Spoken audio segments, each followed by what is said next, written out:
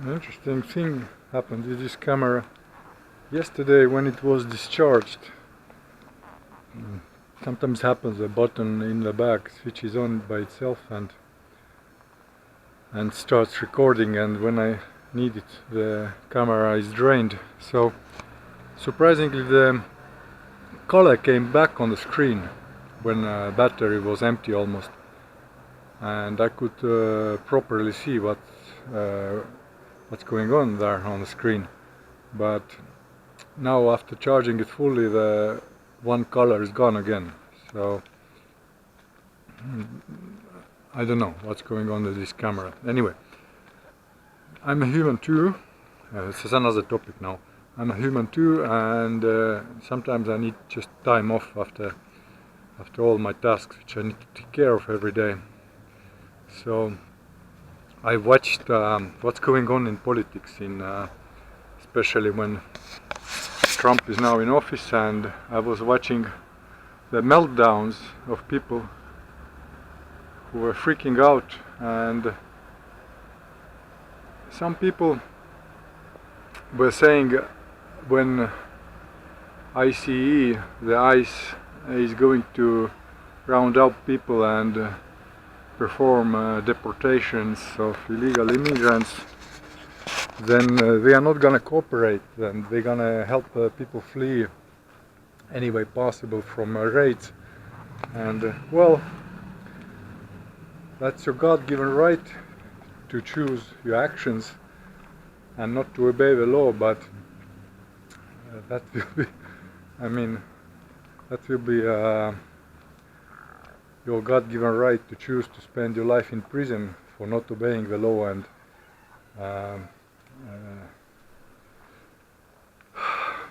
my English is not perfect, sometimes I need to find words, and to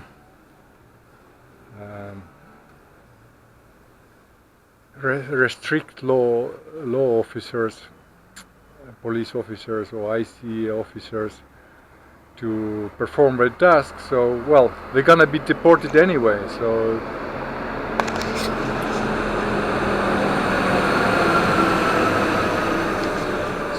that's what I'm saying. I'm not very well placed here to film any tutorials, so at any moment I can be distracted. But anyway, so we're gonna be deported anyway, so somebody just not helping or even going against police officer will not change anything apart of your own life. You're gonna spend it in prison for many years at least. So anyway, I wanted to say something else about it, that was just an introduction. I spent several years, if I count them all together, in refugee camps in several countries, including Switzerland, Japan, Norway, Sweden, where else? Canada. That was almost in Switzerland actually several times. I spent refugee camps different years, and all is the same. Only 1%, except the people who've been fleeing during war times from war zones. I don't count here those, but when there is no active war going on and no big crowds of refugees from war zones, then 99% of them are thieves and sharing information, sharing stolen stuff, and teaching each other how better to steal, which shops to go, and where are their own people to sell the stolen stuff, because they cannot eat or use all of the stuff which is there. So refugee camps is just hubs of education, a connection of thieves and drug dealers. So some of the drug dealers get drugged themselves, and they, under the drug influence, they openly talk in the camp how much money they made this day and how many shit they sold or harder stuff even.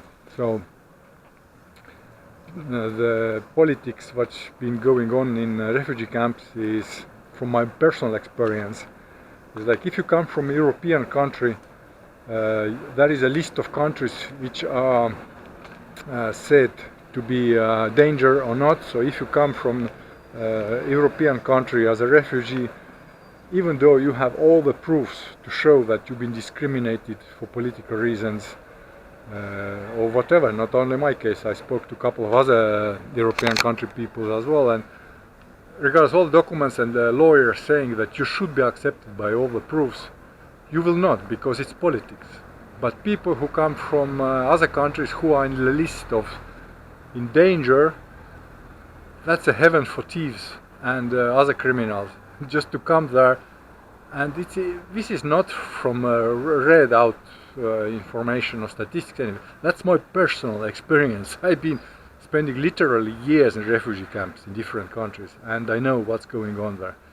Well, last time I was there 2019, so that was less because it was COVID time, and they were so spread out in very quickly in different locations. So I didn't see big crowds in 2019. But before that, before the COVID, whenever I happened to be a refugee camp in other country,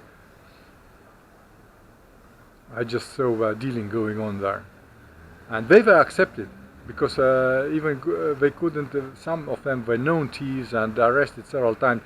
The political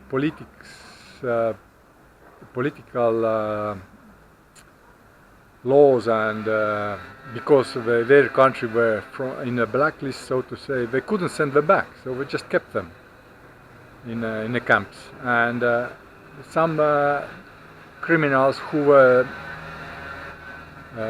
known criminals in the refugee camp, they wouldn't give them home very quickly. They kept them in a main camp as long as they could keep them, for several months, and even in some countries for half a year or more,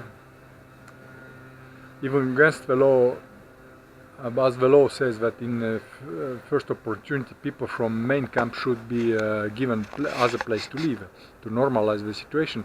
So the criminals were kept there for longer periods, and that was ideal for them, just to have newcomers and new thieves and share their contacts and share their selling points of stolen stuff. And so I've seen all that.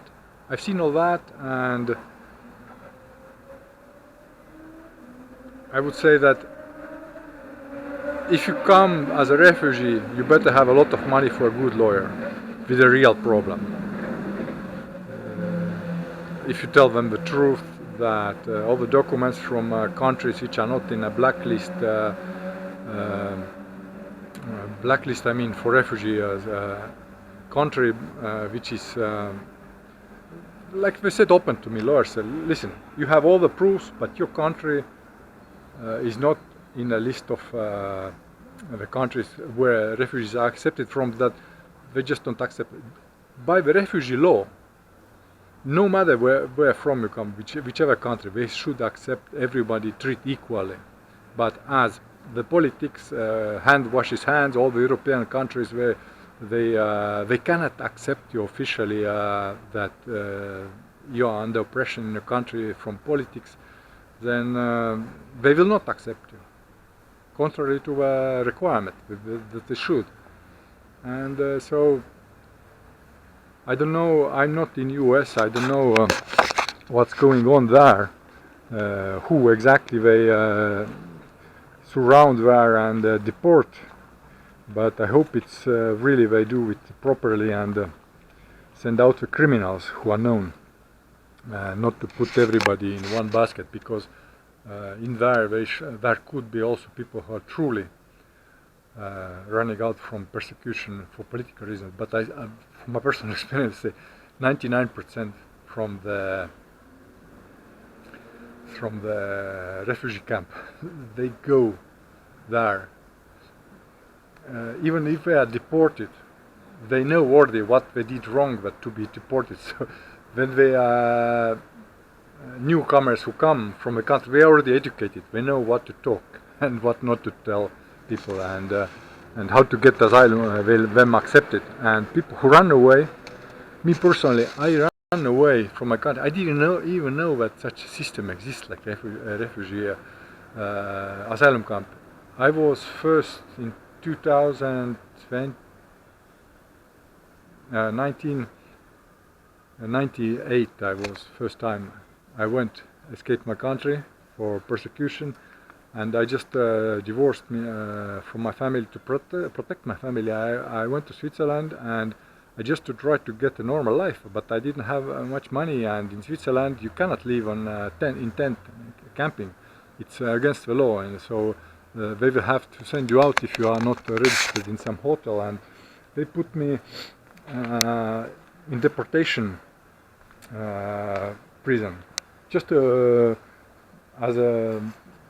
a person without money, because I wasn't asking asylum, and only in a detention. I was in a room with another person, and he said me about the asylum system, and I didn't believe that. He said, you should go there and apply for asylum because of your situation. And I said, no, that cannot be true. It cannot be true. And I didn't know that such a protection system exists at all. I was on my own. And when I finally went to that place, because of the police gave me 24 hours to leave the country. They didn't send me back, but I said, listen, okay, I go away. I'm European, I go to another country. I don't want to stay in Switzerland. I have problems in my country, and they left me out, and then instead of leaving Switzerland, I went to refugee camp by the address which inmate told me, who was in the same room with me. And when my all the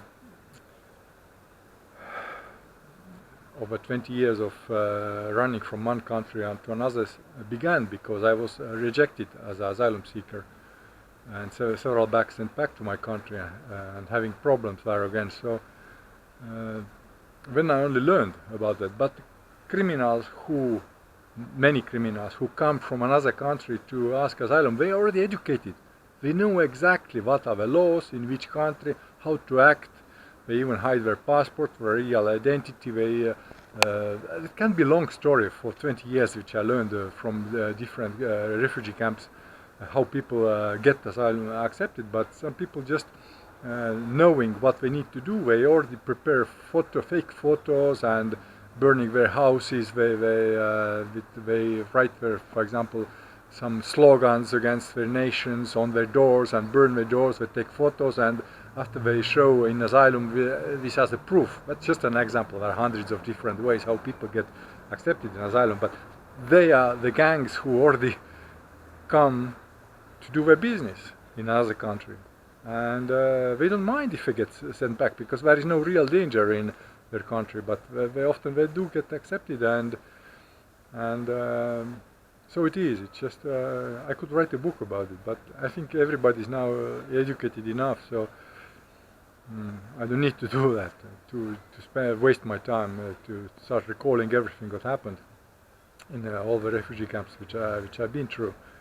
So that's just a note that while taking some time off and watching a meltdown of people on YouTube, how we're reacting of Trump's orders to send out illegal immigrants, then I had to say that, which I didn't plan to say. I had something in my mind more which I wanted to point out. It's quit my mind. But meanwhile, when I think about it, I'll show you a nice sunrise here in the cloudy weather from a little mountain hill which I built here.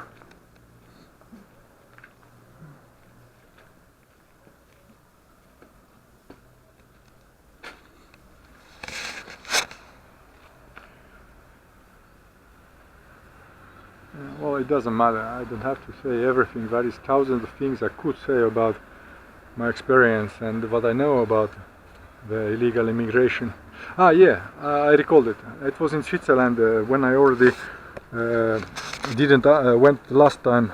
When I initially didn't even go there asking asylum. I was just there working before I had another problem. My phone was hacked, uh, and traces led to the services in my country who hacked my phone, so I had to ask asylum again in 2019. But before that, some people said I lived in a place which the kind of liberal and people were protecting asylum seekers. I said, listen, the best thing you can do to understand what's really going on, hide your passport, go there, or send off some of friends, because these people will probably have their fingerprints. The first thing they do, they take fingerprints of asylum seekers and put them in a database. So send someone of your people who you trust into the asylum camp to see what's going on, to ask asylum, and leave a couple of weeks until they be figured out that they are not true asylum seekers but just as a spy. Send them there before taking any position about refugees here in your country, in Switzerland concretely. So I don't know, did they do that or not, but that was my advice. Like, I've been through that, I know that crap that was going on there, drug dealers and thieves, mostly 99%, from male camping sites which I've been through. And they were mixed, but I've been living in big rooms, like 10 people in one room, and sometimes even more. So they speak with each other, and that's what I knew. I said, send some spies and you will know what's going really on there. Anyways, there is cars again and people around, so I stopped for now. Watch my website, there are interesting some political articles recently which I had to share.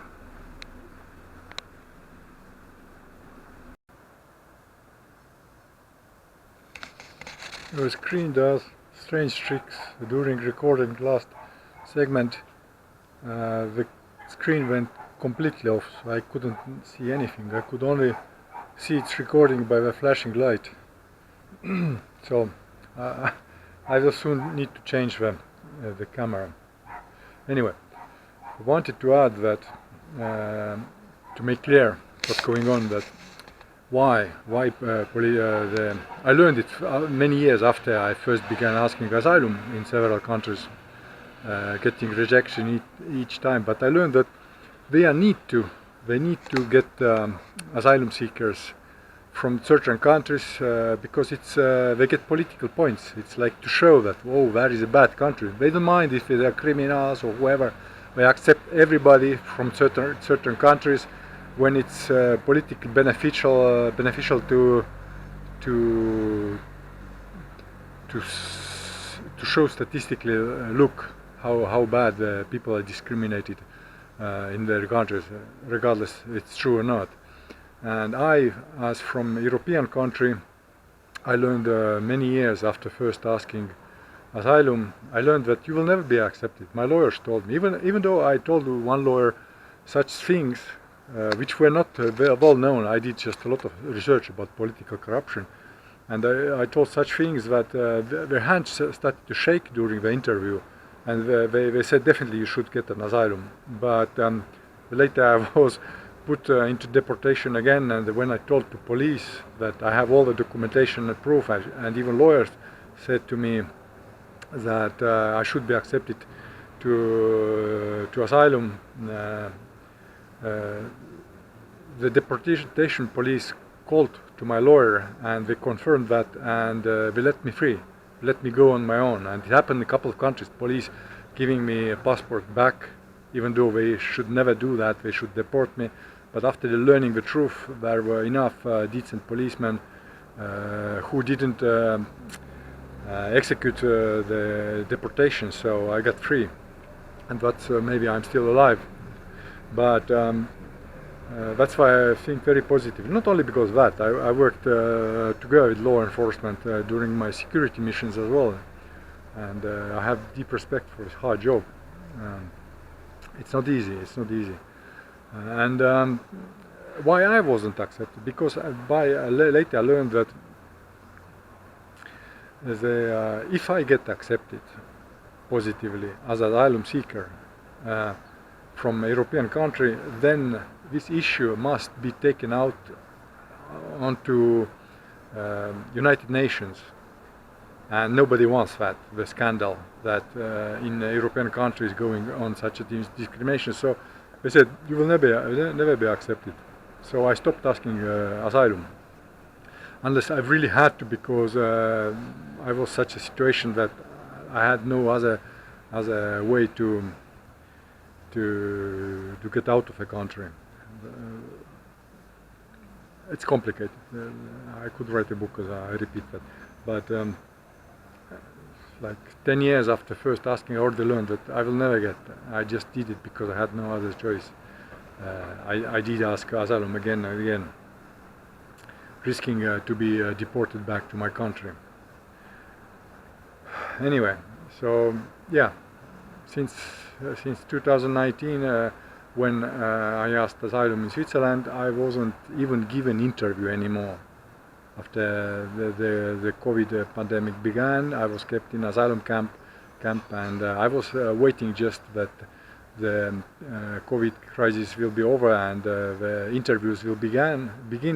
I was there maybe half a year or something in a camp, and instead of sending me to an interview or to meet with the lawyers, their lawyers, I was sent straight into deportation prison. And when I started hunger strike there, instead of I'm contacting to my lawyers who I already been contacting before from a prison phone, that I've been put in prison, that what's going on. I didn't even have an interview, even first interview, to listen why I'm asking asylum. They put me handcuffs, and a couple of days after starting, it was second time. First time I started asylum hunger strike in other place, other prison, and I was sent to another prison quickly. And then I started hunger strike again, and a few days later I was sent to airport to send me back to my country. But I used the opportunity of transfer from one there was an intermediate stop, not direct flight, so I used my knowledge of the law, and I got the Swiss policemen who were escorting me to give me all the documents. They were on phone like 20 minutes with their lawyers in Switzerland to send, should they give me back documents or not, but they pleaded me, please come with us. I said, no, I'm not in Switzerland anymore, I'm in Europe, now Estonia, I'm from Estonia. Now Estonia is a European country, and I lived in France for many years. I have French resident card, and that you cannot deport me because I lived in France for many years already, so they had to. They were forced to give back all my things, all my documents, so I escaped deportation that way. But it's more complicated, it's not that easy. You have to know exact points what to pressure. It will not work with everyone. And they also they realized that I really wasn't given, after asking asylum, I wasn't even given a single interview. So the things have gone so bad. If you are from a European country, forget about asking asylum. If I would go to South America, some country which are not in good terms with Europe, maybe I would get asylum immediately, but yeah, I haven't done it yet, and I hope I never will have to. So I'm perfectly with my Estonian documents as an Estonian citizen living in Portugal, and if there will be some issues which press on me, I will have to ask asylum in some countries which are not in good terms with Europe, but that's the story. So that's what I'm making point with. That's the reality of asylum seekers, and big part, I don't know exact percentage, but in my like first look when I lived there, it was like well over 90 or 90, almost 99% were just criminals, just sharing information, sharing hideouts where to hide their stolen goods before selling them to buyers in certain spots, because they cannot bring stolen stuff into camp. And when we have day off, it's a school of thieves, asylum camps. I call it like that. Also in prisons, same like in prisons. Asylum camps are no different. So anyway. That's it, I guess. Too long a rant, but I'm glad.